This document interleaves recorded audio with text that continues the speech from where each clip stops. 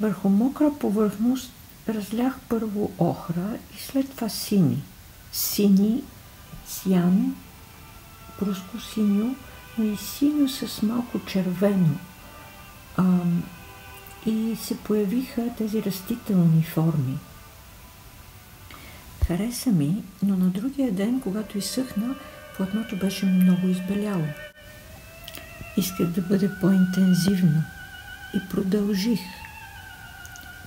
Но всеки път, когато оставях платното да изсъхне, то променяше интензитета на цвета и избеляваше, така че трябваше отново да увелича интензивността на цвета, но това може да стане само върху мокра повърхност.